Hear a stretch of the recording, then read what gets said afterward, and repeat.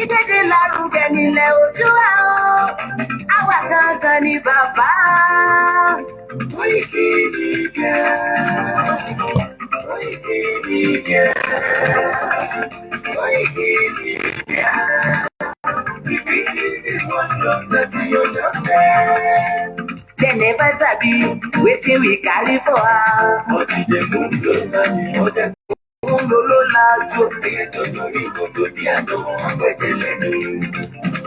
Ká ṣiṣẹ́ fún ilẹ̀ bàbá wa, ká ṣiṣẹ́ fún ìlú ọmọ Odùduwà ṣègìrì. Ẹ dìde fún ẹ̀tọ́ adúláwọ̀, ká lè jọ jùmọ̀ gbé délẹ̀ ìlérí, ká wálé gba ògo ilẹ̀ wa. Ká ṣiṣẹ́ ká lè jọ gbàdé, ká lè gbàdé adé adúláwọ̀. Àwa ni mọ̀lẹ́ tí yóò ràn káàkiri. Ọmọ Odùduwà ni wá. Koiki Media, àwa là ń gbé tó lárugẹ. Ẹ̀jọ̀ tó gbólógbó tí wọ́n máa ní. Kásá. Ẹgbẹ́ polówó ọjà wà káyé gbúgbà yín jẹ. Ẹ̀jọ̀ tó gbólógbó tí wọ́n máa ní. Àwọn gbé tó lárugẹ, àwọn gbàgbà lárugẹ. Ẹ̀jọ̀ tó gbólógbó tí wọ́n máa ní. Hot, ẹ máa rí gbọ́. Ẹ̀jọ̀ tó gbólógbó tí wọ́n máa ní. Ọmọ Ìjẹ̀bú aláyọ̀ ni ló ní kí n máa gé dandan. Koiki Media, ọ̀rọ̀ lágbájúmọ̀ mi. Máa bá ṣẹ̀rẹ̀ lọ. Ọmọ máa wọ̀ gbájú ò gbọ́dọ̀ wọ. Àjòjì tó bá wọ bẹ̀ á tẹ̀lé ní ẹbọra.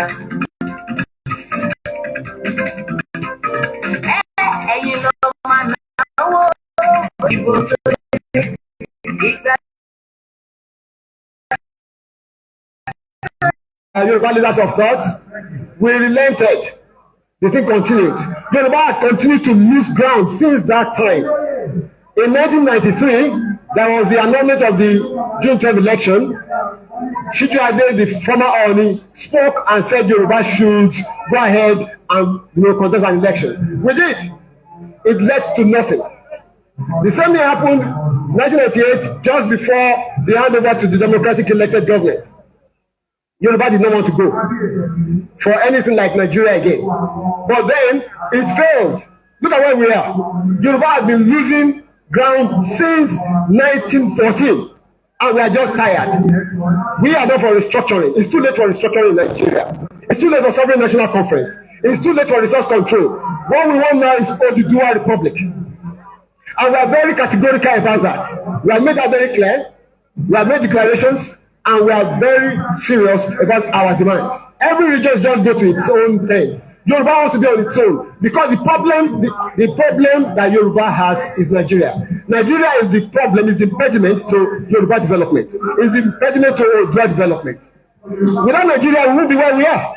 1960, we were far ahead of South Korea and North Korea. We were far ahead of China even. We had television before France. We had radio before South Africa. Now look where we are today. I think it's a shame that even any Yoruba man can be talking about restructuring at this point in time. What are we restructuring? This country that is already shot to pieces? I don't think that's what we want. But they are always talking about giving Nigeria a chance. The patience of Yoruba with Nigeria has come to an end. Ẹ káalẹ́ gbogbo ẹ̀yin olólùfẹ́ Koiki Media. Ẹ káàbọ̀ sí orí ètò ti alẹ́ tí a sọ wípé ọ̀rọ̀ àsọtẹ́lẹ̀ láti ẹnu àwọn tó jẹ́ ìránṣẹ́ Ọlọ́run tí àwa mọ̀ wípé Ọlọ́run rán níṣẹ́. Àwọn tí Ọlọ́run rán níṣẹ́ kò dìgbà tí ẹnìkan bá tó lọ dá ilé ìjọsìn sílẹ̀ ká tó máa pèèyàn ní ìránṣẹ́ Ọlọ́run. Ẹ má bínú ẹ̀yàn mi pé mi kí yín. Ẹ káalẹ́ ọ̀gá wa Mr. Ọláyẹmí Kóìkì mú kí yín. Ẹ kú iṣẹ́ takuntakun, ẹ kúkú lè dá. Ẹ ní sọ ọmọ nù, bẹ́ẹ̀ ni ẹ ní sọ aya nù sínú ìrìn àjò yìí. Ẹ̀mí tí yín náà ò ní bá lọ. Mo wá tara bẹ́ẹ̀, mo kí àwọn olólùfẹ́ wa pé ẹ káàbọ̀ sórí ètò. Ẹ jọ̀ọ́ ẹ bá wa gbọ́ lé share button. ọwọ́ tí ẹ fi ń tẹ gbogbo ẹ̀yin olólùfẹ́ wa ẹ ní fi gbọ́mọ sí o. Àjọ máa délẹ̀ lérí ni lágbára àṣẹ Èdùà. Mo tara bẹ́ẹ̀ mo kí Pòfẹ́sọ̀ Bánjí Akíntóyè. Ìkan lára àwọn ìránṣẹ́ Ọlọ́run tí à ń sọ nìyẹn. Gẹ́gẹ́ bá a ṣe ń sọ lọ, kò dìgbà tí èèyàn tó bá tó lọ dá ilé ìjọsìn kalẹ̀ ká tó máa pèèyàn ní ìránṣẹ́ Ọlọ́run. Ẹni tó ń wá kí ìran bọ́ kúrò lóko ẹrú, ìránṣẹ́ Ọlọ́run ni. Bẹ́ẹ̀ ni, ẹni tí Ọlọ́run, àwọn gangan tọ́lọ́run ránṣẹ́ nìyẹn. Nínú wọn náà, a rí pásítọ̀, a rí imam tó jẹ́ pé Ọlọ́run rán wọn lóòótọ́. Ṣùgbọ́n ọ̀pọ̀lọpọ̀ tó ń sọ pé Ọlọ́run rán wọn lóde ìní, irọ́ ni wọ́n ń pa. Ọlọ́run ò rán wọn. Ẹ jẹ́ máa bá kíkì mi lọ. Mo kí bàbá wa Pòfẹ́sọ̀ Bánjí Akíntóyè. Ẹ kú ìfọmọ ènìyàn ṣe, ẹ kúkú lè dá. Bàbá arúgbó tí ń jà fún ọ̀dọ́, tí ń jà fún ọjọ́ ọ̀la ọ̀dọ́ kó lè dá. Ẹ kú iṣẹ́ takuntakun. Ẹ̀mí yóò ní bá lọ sà. Mo tara bẹ́ẹ̀ mo kí olórí ogun nọ́mbà 1, ẹkùn ọkọ̀ Fúlàní, olóyè Májàsọ́lá, owó Àbádámì, Ìgbòho Òòṣà, mo kí yín sà. Ẹ kú ìgbáradì, ẹ kúkú lè dá. Ẹ kú adélẹ̀ lérí. Àní wá yín tì, àní wá àwọn ọmọ yín tì, àní wá àwọn aya yín tì. Ẹ̀yin lẹ máa kú adélẹ̀ lérí lágbára àṣẹ Èdùà. Bí mo ti ń bá ọ̀rọ̀ mi lọ lẹ́ẹ̀kan, nínú àwọn ìránṣẹ́ Ọlọ́run tá à ń sọ láti rí Ìgbòho Òòṣà,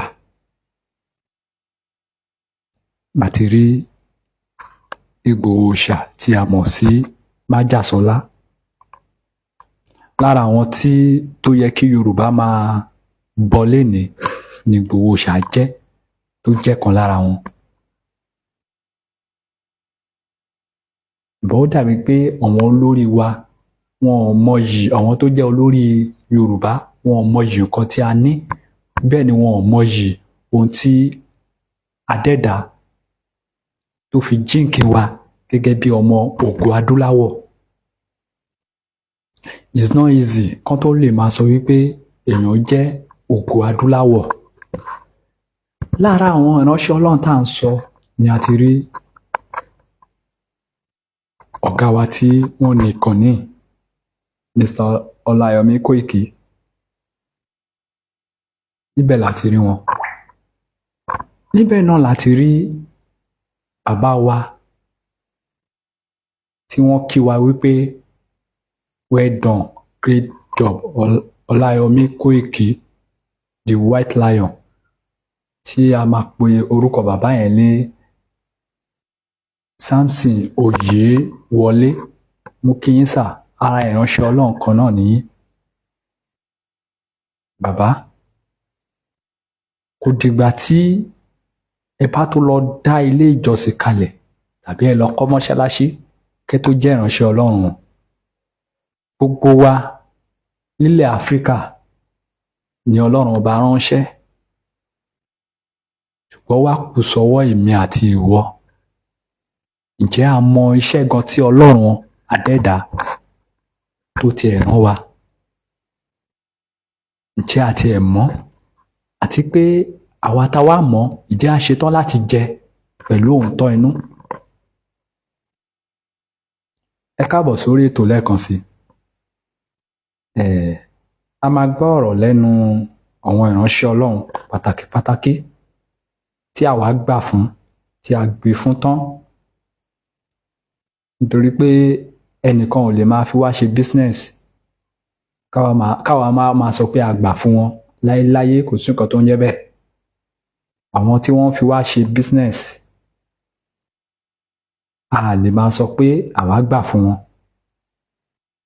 But àwọn tó bá ti sọ wípé àwọn rẹ́dì láti wípé kí Yorùbá kúrò lóko ẹrú, àwọn yẹn ni àwa máa gbà fún.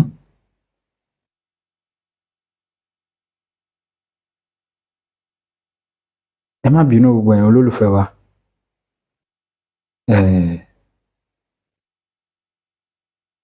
Ká tó tẹ̀síwájú, ẹ̀yin olólùfẹ́ Koiki Media, ẹ bá wa share ètò yìí. Number one thing nìyẹn tó yẹ kẹ́ máa bá wa ṣe. Ẹ bá wa share. Àbẹ̀yìn arọ̀ yín ni.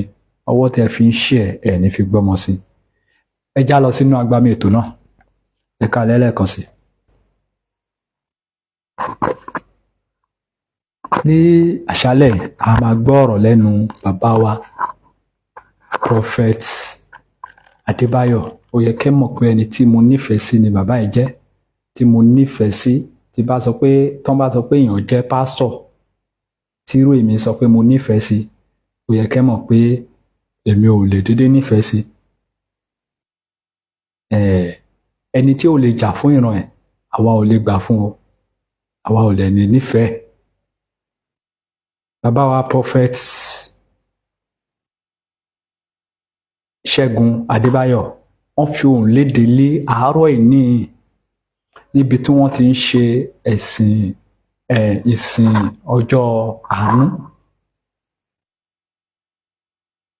Ẹ já tẹ̀síwájú láti gbọ́ ọ̀rọ̀ lẹ́nu bàbá, bí bàbá ṣe máa ń sọ ní gbogbo ìgbàkúùgbà, nítorí pé bàbá ajìjàgbara ni bàbá. Ajìjàgbara ni bàbá. Tí bàbá ò dẹ̀ fi ọjọ́ kan fi sọ fún àwọn ọmọ ìjọ ẹ̀ ohun tí ò tọ́, ó ń sọ fún wọn ní pé kó máa gbáradì ohun tó ń bọ̀. Wọ́n ní ìwọ tó bá dúró dédé, ìwọ nìkan ni Elédùmarè á kó yọ nínú ewu. Ẹ já tẹ̀síwájú láti gbọ́ ọ̀rọ̀ lẹ́nu.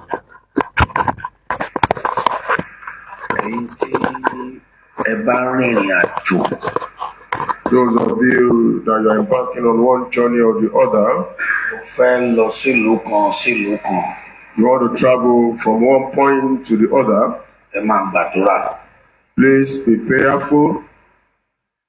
Ibi tí ẹ bá dé, Wherever you get to, ẹ béèrè fún ààbò. ask for protection. Mo rí wípé everywhere down, I can see that there is chaos everywhere. everywhere down. I can see that there is chaos everywhere. Amúmẹ́rí wípé àwọn ènìyàn fèsì àti Ìgbò àti Mídúbẹ́tì àti Yorùbá àti Haúsá, wọ́n fèsì gọ́ọ̀mẹ̀ntì, wọ́n fèsì Fúlàní.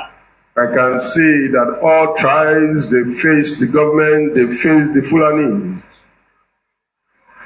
Nǹkan yẹn le gan. And it was so serious. Nǹkan yẹn le gan. It was so serious. Eruku wàhálà yẹn pọ̀. There was dust, the trouble was so much. Ẹ jọ̀ọ́, Please, kóníkálukú ìṣẹ́rù tí mo rí ó máa ṣẹlẹ̀ o. this thing that the Lord showed me is going to happen. Torí òru tí mo rí kíní, mo rí ní òru Monday. The Lord showed me middle of the night on Monday. Ọjọ́ yẹn náà ni Olúwa ní màá rá mi ohun tí mo rí. Ọjọ́ yẹn ni wọ́n sọ gómìnà Benue lókùúta. The Lord said, I'm going to say the sign of what He has showed me. It was that same day that the governor of Benue State was stoned. Ẹ jọ̀ọ́, Please, ẹ jẹ́ á gbàdúrà fún ààbò. let's pray for protection. Bíi pé eruku yẹn, wàhálà yẹn, jíjà gidi. The fighting, the chaos was so serious. There was so much dust everywhere. Àwọn tó wà nínú àmì kan dojúkọra wọn. Even Wọ́n dojúkọ àwọn ọ̀gá. those in the army, they face themselves, they face their bosses. Bá a ti ṣe mú mi rí kinní yẹn, As I was made to see that thing, ẹ jọ̀ọ́ kí oníkálukú gbàdúrà fún ààbò. Let's pray for protection, God's protection. ìyẹn tún kọjá lọ bẹ́ẹ̀. That one passed by. Ọlọ́run rán mi sí gómìnà Èkìtì. Mo rí pé àwọn kan fẹ́ gba Èkìtì wọlé ṣe jàgídíjàgan. God sent me to the governor of Ekiti State. Some people want to come into Ekiti State to cause some trouble. Wọ́n dẹ̀ kọlu àwọn ọmọ school. And they attacked some students. Ẹ jọ̀ọ́ gbogbo ẹ̀yin school tẹ́ bá ní boarding ní Èkìtì, ẹ lọ kó àwọn security. Gómìnà Èkìtì, èmi ò morúkọ ẹ, lọ kó àwọn vigilante, àwọn àmọ̀tẹ́kùn sí Èkìtì gan, sí gbogbo agbègbè Èkìtì. All schools that have boarding school in Ekiti State, make sure your schools are well secured. Also, the governor of Ekiti State should put the security men in strategic places. Ẹ̀yin èèyàn, People, ẹ kàn jẹ́ kó jẹ́ wà nílé o. make sure you have foods at home. Lóòótọ́ oúnjẹ wọn ẹ̀ ṣàkitiyan ni. Though foods are costly now, but make every effort to make sure you store up your foods at home. Ẹ kọ́lẹ̀ o. Write it down. Àwọn tó ń lọ sí kinní wọn lórúkọ gan. Those that will go with this, they are well known, they have names. Mi ní sọdù yẹn lọ torí amúmirí ọ̀pọ̀lọpọ̀ wọn. I won't say more than that because I was made to see a lot of them. Ẹ jọ̀ọ́ Please, kí gbogbo ìdílé ẹ máa gbàdúrà fún ààbò. let every families be praying for God's protection. Ẹ máa gbàdúrà fún ààbò. Pray for God's protection. Olúwa rán mi sí àwọn ọba, ẹ̀yin ọba ẹ lọ nífẹ̀ẹ́ ara yín.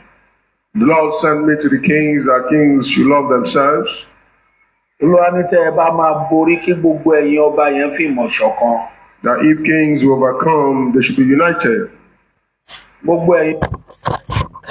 Ẹ má bínú pé apọ́sẹ̀ rí yẹn.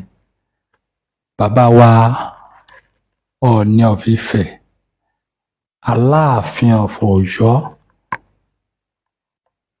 Àwùjalẹ̀, gbogbo yín àtàwọn tó kù bẹ́ẹ̀ ṣe ń gbọ́. Ẹ nífẹ̀ẹ́ ara yín, ẹ má jà sí ipò ní àsìkò tí a wà yìí. Àsìkò tó ní ewu gidi ní fún ọmọ Yorùbá. Mi mọ bí ẹ ṣe lè understand ọ̀rọ̀ tí bàbá yìí sọ, mi mọ bí ẹ ṣe lè understand ẹ̀. Ẹ má bá wa kà lọ. Gbogbo ẹ̀yin ọba ilẹ̀ Yorùbá ẹ lọ fi ìmọ̀ ṣọ̀kan. All kings in Yoruba land be united. Ọba Ilé Ifẹ̀. The king of Ile-Ife. Adéwùsì Adéyẹyè àbí Adéwùsì Adéyẹyè àti Aláàfin gbogbo yín, ọba Oǹdó ta Òṣìmọ̀wé, ọba gbogbo yín, Síkírù Adétọlọ́nà, Àtàláké, gbogbo yín ẹ lọ fìmọ̀ ṣọ̀kan. All kings in Yoruba land should be united. Tẹ́ bá dẹ̀ fìmọ̀ ṣọ̀kan ẹ̀yin Ọlọ́run ló gbogbo.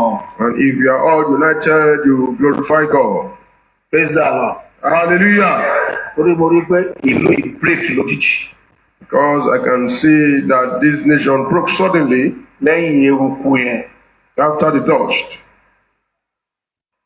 Ìlú ìbírèkì. The nation broke suddenly, Ó yà ọ̀pọ̀lọpọ̀ orílẹ̀-èdè lẹ́nu. and many nations were surprised. Ẹ gbàdúrà fún ààbò. Please pray for protection, God's protection. Ẹ gbàdúrà fún ààbò. Pray for protection. Ẹ gbàdúrà fún ààbò. Pray for protection. Wọn ò ní fi ẹ̀mí tiẹ̀ rúbọ. Amen. Your life will not be used as a sacrifice. ọ̀rọ̀ ni ẹ ti gbọ́ lẹ́nu bàbá wa ẹni yìí ẹni pàtàkì ìránṣẹ́ Ọlọ́run Ṣẹ́gun Adébáyọ̀.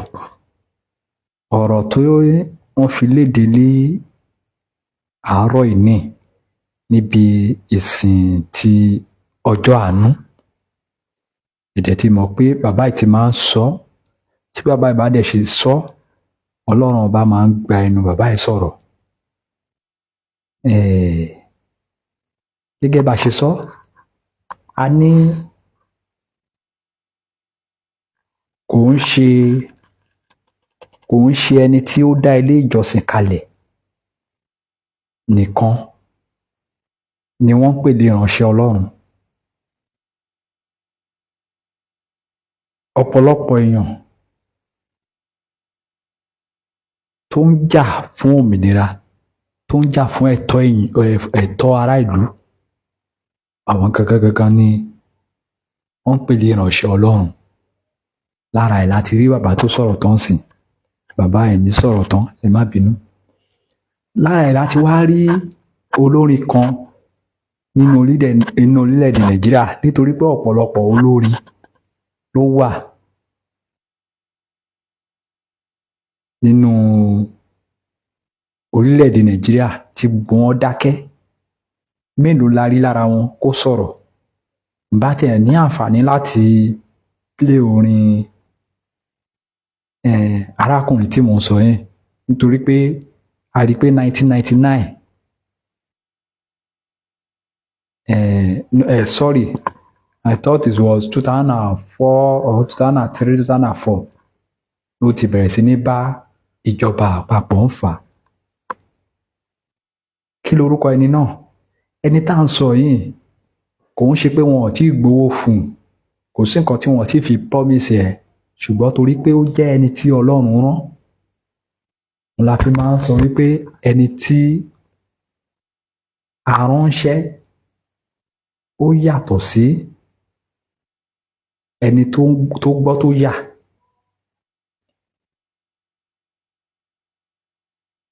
Ta ni ẹni tí mò ń sọ yìí? Idris Abdulkareem.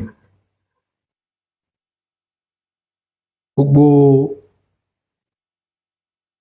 ẹ̀yin tẹ́ máa ń donate owó fún àwọn kan, àwọn tó ti rí jájẹ, kẹ́ máa fowó ṣe òṣìkiri wípé kẹ́ lọ síbi kí lorúkọ ẹ̀, bẹ́ẹ̀dẹ̀ ẹ̀dẹ̀kan tó ń ṣe lẹ́nu ọjọ́ mẹ́ta mi ní dárúkọ, torí pé ó nídìí tí mi fi ní dárúkọ ẹ̀. A rí bí wọ́n ṣe lọ ná owó ńbẹ̀. Kí ló dé tí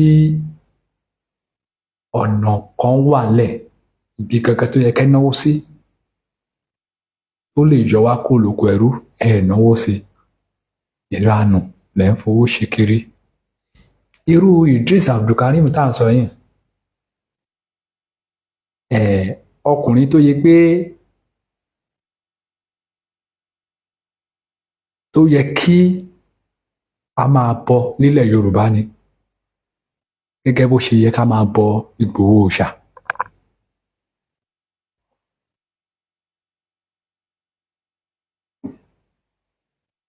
Kí ló ṣẹlẹ̀ tí àwọn èèyàn wa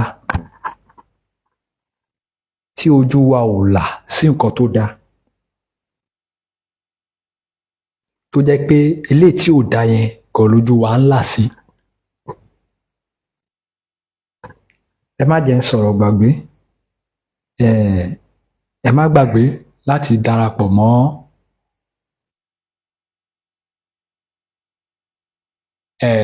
ẹgbẹ́ ìfẹ́lódùn àpapọ̀ ọmọ Yorùbá. Ẹ má gbàgbé, gẹ́gẹ́ bí mẹ́sẹ̀jì ṣe jáde lé ọjọ́ bíi mélòó kan sẹ́yìn, wípé kólúkálùkù lọ máa darapọ̀ mọ́. Ẹgbẹ́ ẹ̀ jẹ́ ẹgbẹ́ tí bàbá Awólọ́wọ̀ dá kalẹ̀, tí Ìgbòho Òòṣà náà dẹ̀ tún sọ wípé àwọn náà tún fi ẹgbẹ́ náà lọ́lẹ̀ láti bí ọdún bíi mélòó kan sẹ́yìn, wípé àwọn ń wá kí gbogbo ọmọ Yorùbá kó lọ máa darapọ̀ mọ́. wọ́n tó bá mọ̀ pé ojú ọ̀nà ló wà ẹ já lọ máa darapọ̀ mọ́.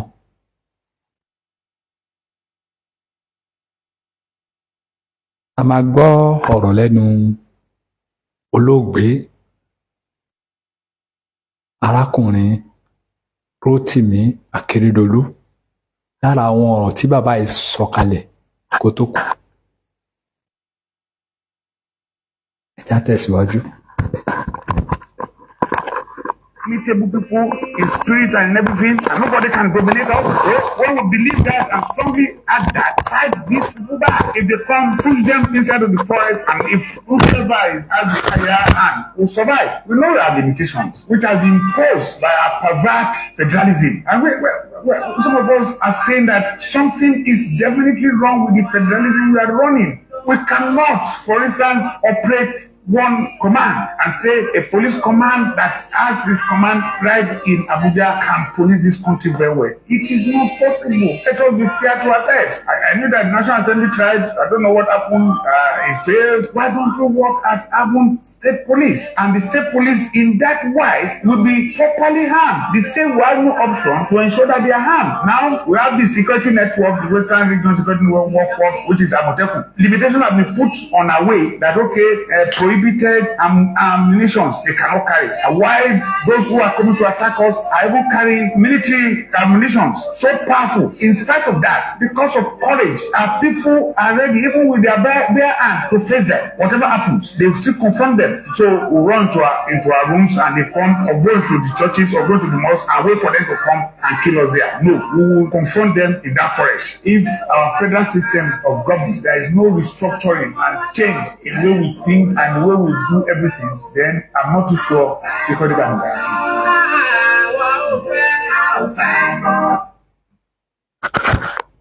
Mo gbàládùra lé àṣálẹ́ yìí pé kọ́lọ́mbà kó dáríjì olóògbé arákùnrin Rótìmí Akérédolú nítorí pé bàbá yìí gbìyànjú láti wí pé kí Fúlàní má pa àwọn èèyàn mọ́ ní Ondo State. Kódà ó gbìyànjú ẹ̀ throughout ilẹ̀ Yorùbá nítorí pé ó wà lára àwọn tó fi Àmọ̀tẹ́kùn lọ́lẹ̀ tó dẹ̀ ń bá federal government fà ń gbà yẹn. Kó tó di pé Fúlàní ààrẹ yín ti àná Muhammadu Buhari tí ó gba Àmọ̀tẹ́kùn láàyè láti ṣe iṣẹ́ bó ṣe kan ṣe tó dojú gbogbo ẹ̀rú.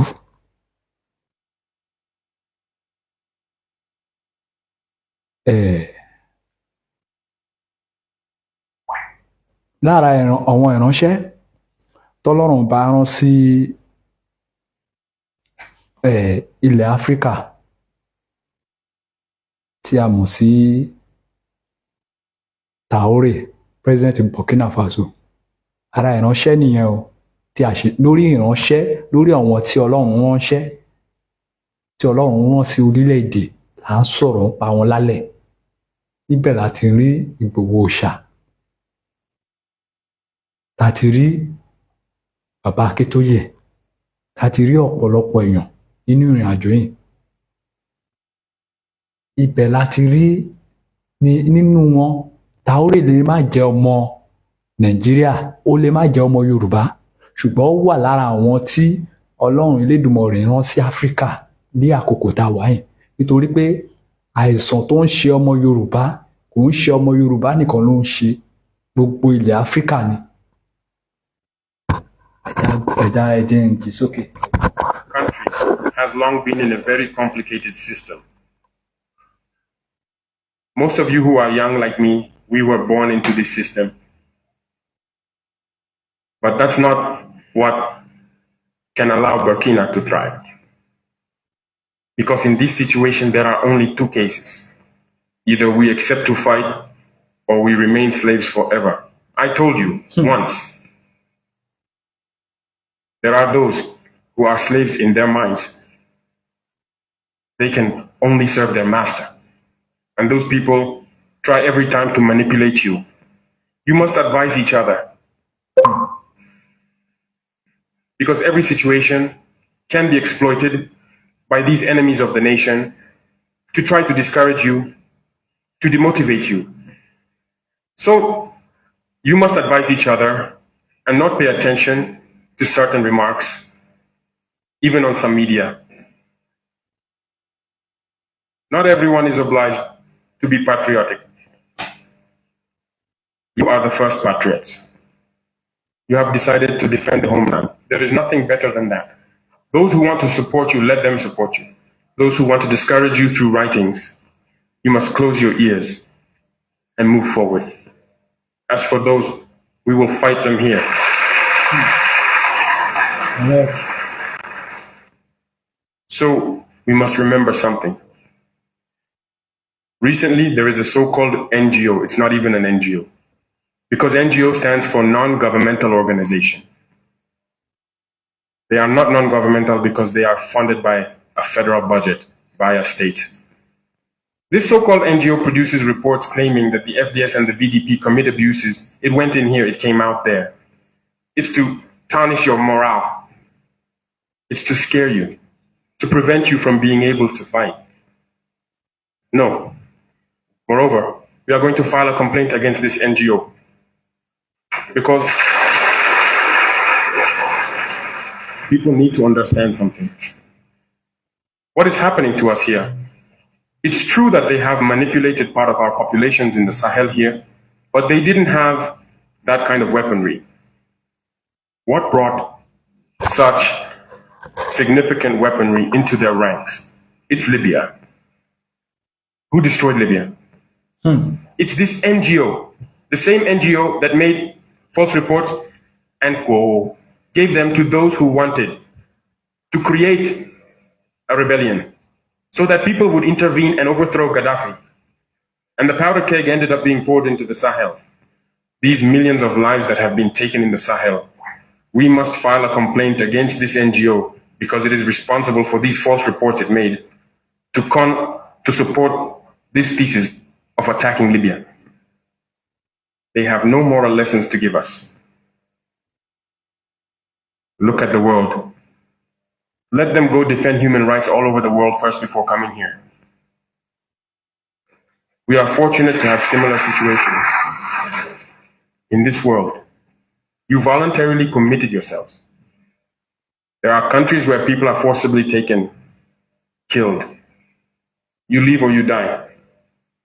Others, even while trying to flee, end up dying. They don't talk about human rights because these people see us as subhumans. They see us as slaves. That's how it is in their minds. They have never changed their mindset, but it's up to us to show them that we are not slaves and we will never accept this state of affairs. So don't be fooled by the stories they tell to anyone who will listen. You must stay focused on your fight. Stay focused. We know what we are doing. And even now, the VTP commander told me that there is a human rights training session underway for group leaders and their deputies. If we make efforts, we know it's for ourselves. We no longer do things to please someone else. We do it for our homeland. And you are committed to that. Defend your homeland. Do not listen to those individuals. They should not affect your morale. In the history of the world, there have been wars. And during the Second World War, people organized themselves to defend all over the place. But there is a country that could not defend itself, which had to come and take our ancestors. Ẹ má bínú sí mi. Bọ̀bọ́ yìí sọ̀rọ̀ kan lẹ́ẹ̀rin ibẹ̀ yẹn. Ó ní nígbà ogun àgbáyé ńgbà yẹn, àwọn èèyàn parapọ̀, wọ́n gádà ara wọn papọ̀ láti dìfẹ́ǹdì ilẹ̀ wọn. Ọ̀rọ̀ kan èmi àti ìwọ tí a pera wa ní Yorùbá. Kí ló dé? Kí ni ohun tó ná wa láti rí pé àwa Yorùbá ká gádà ara wa papọ̀? Ká ṣe ara wa ní òṣùṣù ọwọ̀.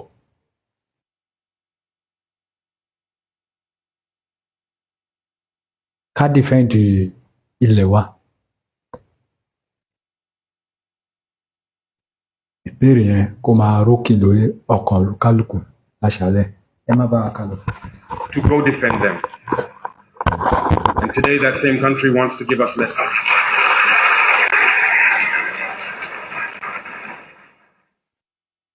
The pot calling the kettle black. No. You are the descendants of those same ancestors who went to defend others, who liberated the world from Nazism. Today you are fighting for your lands. These same individuals dare to create terms to tarnish you. We oppose this. We will never agree. Continue to defend your lands. It is your wealth that interests these people. It's our gold, it's our minerals that interest them.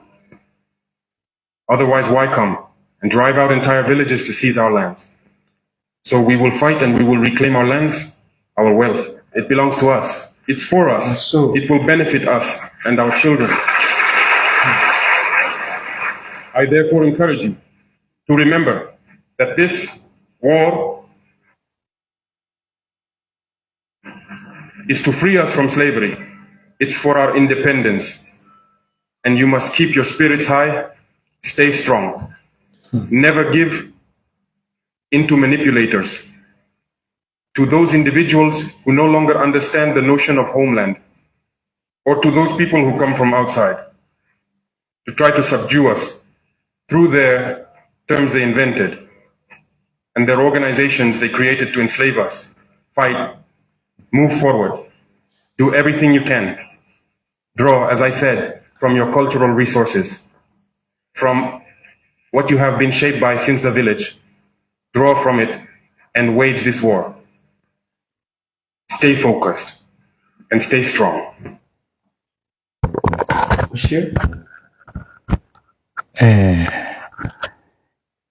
Ẹ jẹ́ ká wo àwòkọ́ṣe Ibrahim Traoré, ààrẹ orílẹ̀-èdè Burkina Faso. Ẹ já wo àwòkọ́ṣe ẹ̀. Ọmọ ọdún mélòó ni Ibrahim Traoré? Wọ́n bí Ibrahim Traoré ní ọdún 1988 tí ọdún tá a wà ní Traoré máa pé ọmọ 27 years. Mẹ́tàdínlọ́gbọ̀n. 37 years. Mẹ́tàdínlọ́gbọ̀n. Kí ló wá ṣe èmi àti ìwọ tó jẹ́ pé àwọn bàbá tí wọ́n ń kó agbádá kiri, tó jẹ́ pé àwọn la ṣì ń sátẹ̀lé lẹ́yìn. Àwọn bàbá tán lọ ń dìgírèsì ọ̀dọ́ ìlú wọn kiri òkè ta ní Nigeria youths are lazy. Kí ló dé tó jẹ́ pé àwọn yẹn làwọn á ń tẹ̀lé kiri? Ẹ wo arákùnrin tí à ń pè ní Traoré yìí. Ẹ wo ọgbọ́n tó gbé kalẹ̀ láti lè fi gba ìlú ẹ̀ kúrò lóko ẹrú. Wọ́n threat ẹ̀, òun náà fèsì many challenges tí ọba mi Èdùmàrè dẹ̀ bá mi kó yọ, tí mo dẹ̀ gbàládùra yìí pé ọwọ́ àwọn ẹni bí àwọn evil people ọwọ́ wọn ò ní bá ẹ̀ ń ṣe lásán ni. Ẹ̀ ń ṣe ní lásán. Ọba mi Èdùmàrè á máa bá mi gbé arákùnrin, á máa bá mi gbé borí ogun. Ẹ já tẹ̀síwájú láti lè máa gbọ́ ọ̀rọ̀ lẹ́nu àwọn ìránṣẹ́ Ọlọ́run wa tí à ń sọ. Níbẹ̀ láti rí èyí tẹ́ ń wò wá lọ́wọ́, láti rí lára wa tó jẹ́ ìránṣẹ́ Ọlọ́run. Mo sọ lẹ́ẹ̀kan níbẹ̀rẹ̀ ètò, mo ní kò kò ń ṣe àwọn tó lọ dá ìjọ kalẹ̀ nìkan ní ìránṣẹ́ Ọlọ́run. Kódà nínú Nàìjíríà lénìí, ọ̀pọ̀lọpọ̀ àwọn tó dá ìjọ kalẹ̀, mi ò rò bóyá a lè rí 20% lára àwọn tó jẹ́ ìránṣẹ́ Ọlọ́run. Mi ò sure pé a lè rí 20%. Gbogbo wọn kọ́ ni ìránṣẹ́ Ọlọ́run. Àwọn tí à ń pè ní ìránṣẹ́ Ọlọ́run, ẹni tó bá lè sacrifice ara ẹ̀, tó lè wí pé ohun tó bá máa dà ní kó dà. Bó jẹ́ ẹ̀mí mi lẹ fẹ́ gbà, ẹ gbà á, no problem. Gẹ́gẹ́ bí Tàfá Adéoyè ṣe ṣe lọ́jọ́ kìíní àná, àwọn tí wọ́n ń pè ní ìránṣẹ́ Ọlọ́run nìyẹn. Bí bàbá wa Awólọ́wọ̀ bó ṣe ṣe lọ́jọ́ kìíní àná, tí ò ro ti ara ẹnìkan. Gẹ́gẹ́ bí a ti gbọ́, bàbá Awólọ́wọ̀ jẹ́ ẹnìkan tó yí pé tó fi jáde láyé, wọ́n ní bàbá Awólọ́wọ̀ ní ju ilé kan tó wà ní Kẹ́nẹ́ yẹn, bẹ́ẹ̀ ni kò dẹ̀ ní ju mọ́tò ẹyọ kan bí a ti gbọ́. Ìmọ̀ pé kò ṣojú wa, a máa sọ náà ni pé bá a ti gbọ́ nínú ìwé ìtàn. Àtẹni tó ní mọ́tò 30, àtẹni tó ní mọ́tò 100, àtẹni tó ní mọ́tò ẹyọ kan, kí ló máa gbẹ̀yìn gbogbo wa? Kí ló máa gbẹ̀yìn gbogbo wa? Ikú náà ni. Bóyá a fẹ́ bóyá a kọ̀, gbogbo wa la jẹ gbèsè ẹ̀. A wá kú ẹ̀kú iṣẹ́ ọwọ́ ẹ̀. Gbogbo ohun tí ó fi ilé ayé ẹ̀ tó fi kó jọ, kò sí kankan tá a bá ẹ lọ́nbẹ̀. Ẹ já tẹ̀síwájú ká gbọ́rọ̀ lẹ́nu àwọn tọ́lọ́run bá fi ṣẹ́ rán, àwọn original tí Ọlọ́run fi ṣẹ́ rán, tí àwa mọ̀ sí ìránṣẹ́ Ọlọ́run. Ìjà gbọ́.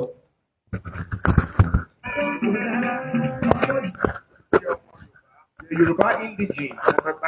I want to talk to you all. And I want you to listen and accept what I'm about to say. I said they are already usurping you from your villages all over Yoruba state. Ní Ogun State, In Ogun State, Ọ̀ṣun State, Osun State, Ondo State, Ondo State, Anambra State, even Anambra gbogbo State, àwọn ilẹ̀ Ìgbò wọ̀nyẹn, even the Igbo lands as well. àwọn wọ̀nyí ti wọ̀. People are already entering those places. Wọ́n dẹ̀ ti gba gbogbo ẹ̀. And they're already overtaking you people in your various states. Èyí tá à ń sọ yìí sí. What we are saying right now, Kì í ṣe ọ̀rọ̀ ẹ̀sìn o. this is not about religion. Christian, Whether you're a Christian Muslim, or you're a Muslim, àwọn adájọ́ ọmọ Yorùbá. and we are Yoruba traditional worshippers, Àsìkò tá a gbọ́dọ̀ kó ẹ̀sìn wa papọ̀ nìyí. this is time we must band together Láti jà fún àwọn ilẹ̀ bàbá wa. to fight for our father's house so that they don't overtake us in Ẹ it. má jẹ́ kó fi ẹ̀sìn gba ilẹ̀ wa o. Don't let them use religion take over our land. Gbogbo abúlé tó ń gbà lóńdó state yẹn. All those villages they've taken over in Ondo State, Wọ́n pa Muslim, wọ́n pa Christian. when they wanted to kill, they killed Christian and Muslim alike. Ilẹ̀ náà jà fún kì í ṣe ẹ̀sìn. They are fighting for the land. They are not fighting for religion. Ẹ̀sìn náà kàn gbá wọlé o. They are just coming through the lens of So religion. mo sọ fún yẹn ọmọ Yorùbá. But I'm telling you all Yoruba Ẹ múra o. people, please be prepared. Gbogbo ọmọ Nàìjíríà.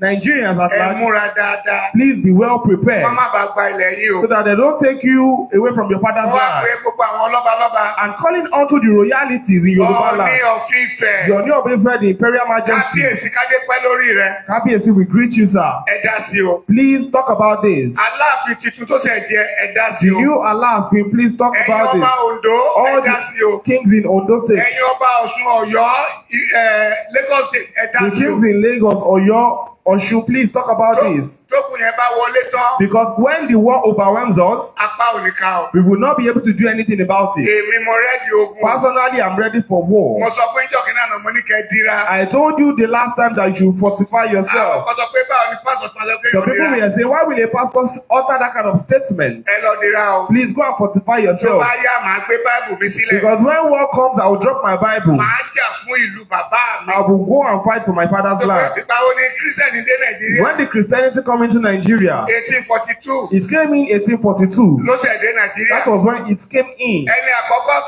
tó máa kó Báìbù jọ. And the first person to compile the the Bible. Williams lórúkọ ẹ̀. His name is Williams. Wọ́n pa ní on the 6th. They killed him on the 6th, 1536. 1536. Wọ́n dáná sun. They burnt him. He was Ẹ tó gbé lynched. Bible tá n ká yìí. The person that compiled the Bible for us. So ẹ má jẹ́ àfi ẹ̀sìn bọ inú afẹ́jà fúnlẹ̀ bàbá So wọn. don't let us put religion into our culture or provide for our father's Màá land. dira. I will fortify Màá myself síwájú ogun. and I will be a leader. Wọ́n tó lè dira fún ènìyàn. And if you can fortify people, Máa bọ̀. fortify A them. máa dira máa jagun náà. We will fight that war. Màá gbé Bible sílẹ̀. I will drop my Bible Nítorí ilẹ̀ bàbá mi. because of my father's land. Ṣé Bíbélì sọ? Because the Bible says it. Hebrews 6:1. Hebrews 6 verse Ó ní 1. ká fẹ́ kọ́ Kristi It náà. says, set aside the teachings of Ká ṣe Christ pípé. and let us do what is Ẹja complete. kọ́kọ́ fi ti Kristi náà. We will now put it Ká aside. lọ jà fúnlẹ̀ bàbá wa. Let's fight for our father's Ká land. máa sọ pé kí Jésù ràn wá lọ́wọ́. And we tell Jesus to help us. Kó ràn wá lọ́wọ́. To help us in the work for our father's land. Ohun tá a máa ṣe nìyẹn o. That's what we are going to do. Nígbà tó mú Jésù Kristi. When Jesus was caught, Ọmọlẹ́yìn ẹ̀kọ́ fa ìdáyọ. a disciple drew out his sword. À ń pè ní Pétérù. His name is Peter.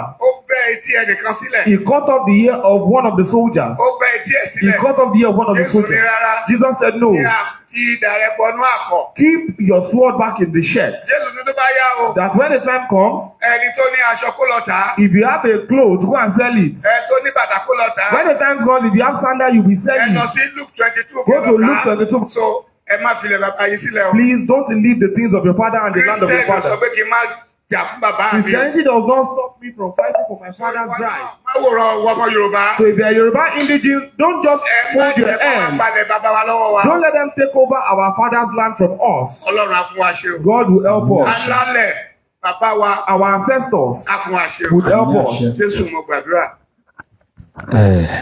Gẹ́gẹ́ bí a ti gbọ́, bàbá ní ká gbé ọmọlúwàbí wa kẹjà gbé sílẹ̀,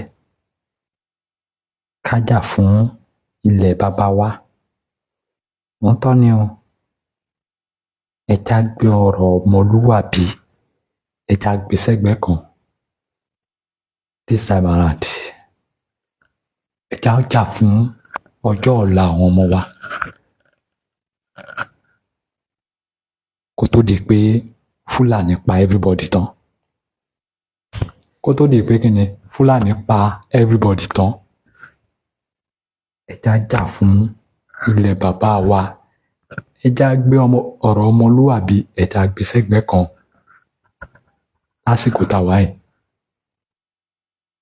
Lẹ́ẹ̀kan sí, ẹ má jẹ́ ká gbàgbé láti darapọ̀ mọ́ ẹgbẹ́ àpapọ̀ ìfẹ́lódùn ọmọ Yorùbá gẹ́gẹ́ bí àtẹ̀jáde tí bàbá wa Májàsọ́lá Ìgbòho Òòṣà tí wọ́n fi sóde ní ọjọ́ bíi mélòó kan sẹ́yìn. Ẹ má gbàgbé, ẹ darapọ̀ mọ́ ẹgbẹ́ láti lè mọ̀ nípa àwọn ètò wa tó ń bọ̀, nípa night vigil, láti lè mọ̀ ìgbésẹ̀ tó kàn, ohun tí a fẹ́ ṣe, ibi tíṣẹ́ dé dúró. Ẹ má gbàgbé, ìwọ tó bá ní líǹkì gúrùpù lọ́wọ́, bá wa sọ̀rọ̀ lábẹ́ aṣọ. Láti ẹ bá ti mẹ́sẹ̀jì wa lábẹ́ aṣọ, a máa reply yín. Bẹ́ẹ̀ ni a dẹ̀ máa fún yín ní líǹkì yẹn. Ẹ má dẹ̀ gbàgbé, ẹ̀yin tẹ́ bá darapọ̀ mọ́ kOIKI Media group,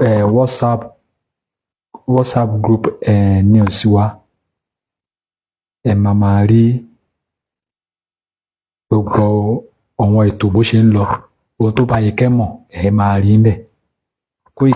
kOIKI Media News, your page. Ẹ bá darapọ̀ mọ́, ẹ máa rí gbogbo nǹkan tó ń lọ. Gbogbo àwọn líǹkì la ń fi sí ibẹ̀.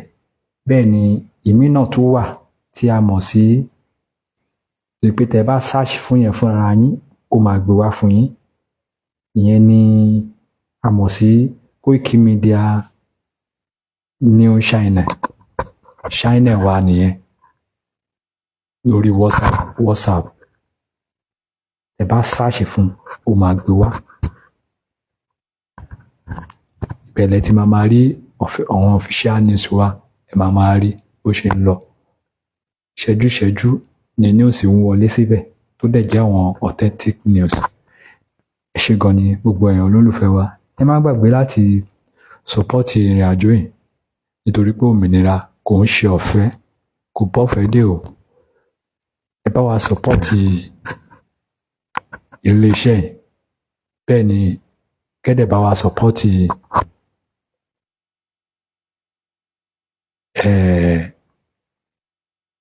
ẹgbẹ́ àpapọ̀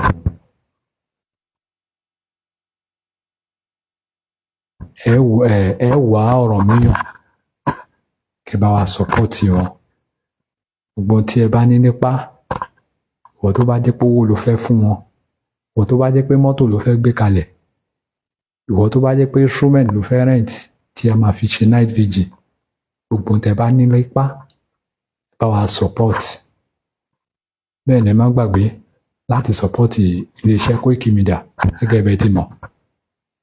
Iṣẹ́ takuntakun ni kOIKI Media ń ṣe nínú ìrìn àjò yìí. Ẹ support gbogbo ẹ̀ka tó bá yẹ kẹ́ support. Mo gbàládùra bẹ́ẹ̀ ti ń ná owó náà ẹ̀ ní ná lásán o. Ibi tí ẹ bá ti mówó tẹ̀ ń ná sí ní ìrìn àjò yìí, ọba mi Èdùà á bá mi máa fi ọ̀pọ̀lọpọ̀ á máa bá mi fi rọ́pò síbẹ̀. Àbùdé ni ti omi olókun, ọ̀pọ̀lọpọ̀ ni Ọlọ́run bá mi fi rọ́pò sí ibi tẹ́ ti ń mówó. Àpò yín ò ní gbẹ o, ọwọ́ yín ò ní kàn sálẹ̀ àpò. Ẹ ní fowó wo àìsàn láyé yín, gbogbo ẹ̀yin olólùfẹ́ ìjàngbara àti ẹ̀yin tẹ́ jẹ́ olólùfẹ́ wa àti ẹ̀yin tẹ́ jẹ́ tẹ́ẹ̀tẹ̀ jẹ́ olólùfẹ́ wa ṣùgbọ́n tẹ́ jẹ́ ṣáà wà lára àwọn tó gbóhùn tọ́ dání. Ẹ ní ṣubú ara, ẹ ní ṣubú ẹ̀mí o. Ẹ ṣé gan ni. Ẹ tún máa rí wa wò tán ní dédé agogo 6 sí aago 7 ní ọ̀la. Ṣùgbọ́n ká tó sùn lálẹ́, ó ṣeéṣe ká sì pàdé ọ̀gá wa Mr. Ọlọrun kOIKI kí wọ́n sì jáde fún program lé alẹ́. So ẹ má gbàgbé láti máa darapọ̀. Ẹ bá wa tan notification yín kalẹ̀ láti lè máa rí wa wò nígbàkigbà tí ẹ bá nílò wa. Ẹ ṣé gan ni. Ó dàbọ̀. kOIKI Media, we're bringing the world closer to your doorstep.